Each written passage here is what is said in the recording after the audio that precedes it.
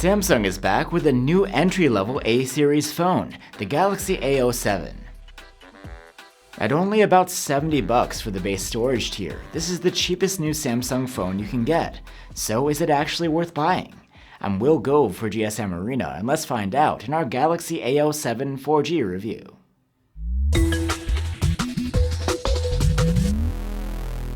The Galaxy A0 phones sit at the bottom of Samsung's A-series lineup. They're not expected to be feature-packed, but could be a consideration if you need something basic. But there's more going on here than just that. The Galaxy A07 actually brings plenty of perks over last year's model, like a higher refresh rate screen, ingress protection, faster storage, a new chipset, and longer software support. The phone is made of plastic and has a straightforward, flat design. Like last year, there are vertical stripes on the backside, which add a bit of flair. The matte frame is color matched to the body, and the Galaxy A07 feels solid in hand. While last year's 4G Galaxy A06 didn't have ingress protection, the new model does. It's rated at IP54 against dust and splashes of water. As a low-tier budget device, the A07 doesn't have an OLED screen. It's a 6.7-inch LCD with just a 720p resolution. At least this year it has a 90Hz refresh rate. This means that swiping and scrolling on this device looks and feels smoother than on last year's A06. And the refresh rate is able to dial down to 60Hz when the phone is idling to save energy too. Besides that though, this display isn't too great. While it is rather large, the display is considerably less sharp than more expensive phones. And it's less contrasty than an OLED panel. Colors are washed out, and the viewing angles are kind of poor. It isn't very bright either. Even last year's model was brighter. We were only able to achieve about 450 nits with the manual slider, and in auto mode we didn't get much of a boost in bright light either. It's definitely not great for comfy use outdoors. The Galaxy A07 brings back the 3.5mm jack for headphones, and there's support for FM radio too. It also has a single bottom-firing speaker.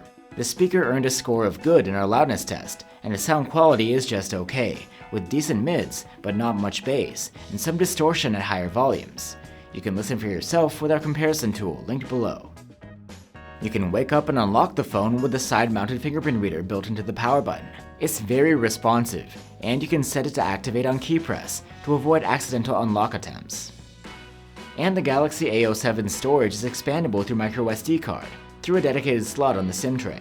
That's on top of the 64, 128, or 256 gigs on board the phone. And that storage is now UFS 2.2. It's faster than the eMMC 5.1 storage used in last year's model. The interface of the phone is Samsung's One UI 7, running on top of Android 15. It isn't the latest version of One UI, and doesn't provide all of the features you get on the flagships, such as the AI-based ones. Still, if you'd like to learn more about One UI 7, you can check out our dedicated video. Another change with this generation is that Samsung is now promising 6 major OS upgrades. And this time around, Samsung has equipped its lowest tier phone with a Helio G99 chipset from MediaTek. It's again a 4G chip, but a decent upgrade over the Helio G85 of last year. In benchmarks, the Galaxy A07 doesn't sit at the bottom of the charts like its predecessor, more like in the middle of the road for these budget phones. Plus, the faster storage helps for this year's model to feel a bit snappier than last year's. Still, this is no powerhouse, and perhaps in part due to our review unit's measly 4 gigs of RAM, we still did encounter the occasional hiccup or stutter. So if you can afford it, we'd recommend going for a storage tier with higher RAM.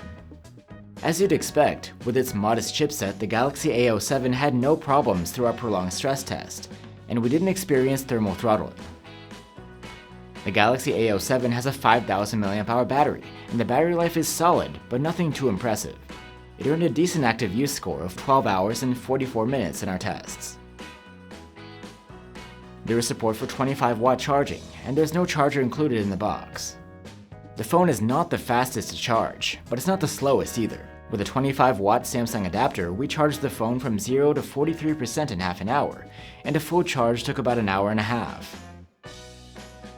Just like last year, on the back of the Galaxy A07 is just a single 50-megapixel camera, paired with a depth sensor.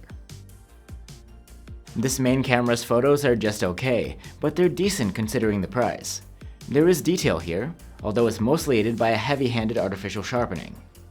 The colors are a bit off, possibly due to incorrect white balance, as some photos we took had a color tinge on everything, and the dynamic range is far from ideal.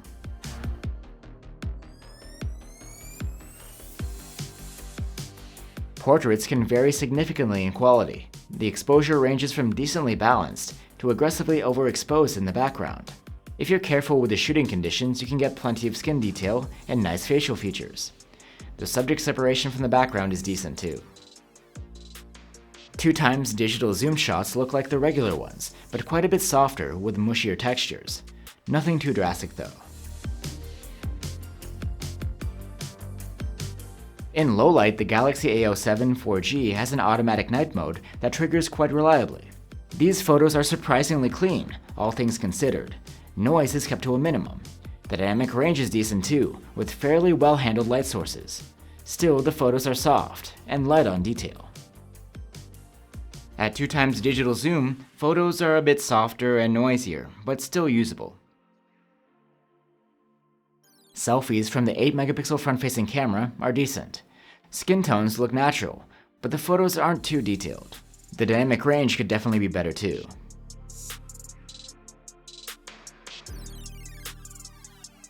Video recording on the Galaxy A07 is limited to 1080p resolution. The quality from the main cam is just okay. There's not a lot of fine detail. Colors are yellowish, and contrast and dynamic range are far from perfect. At 2x digital zoom, videos are even softer. The low light results are better than we expected though, with solid dynamic range for this sort of camera hardware. There is no stabilization here, optical or electronic, so handheld video can come out quite shaky.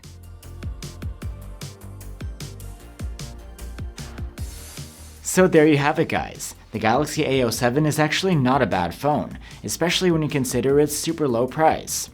There are plenty of improvements over last year, like the better performance and faster display. Sure, the display isn't too bright and it's just 720p, but what can you expect for under $100? Overall, if you need a second phone or just something usable for dirt cheap, the Galaxy A07 4G could be worth checking out.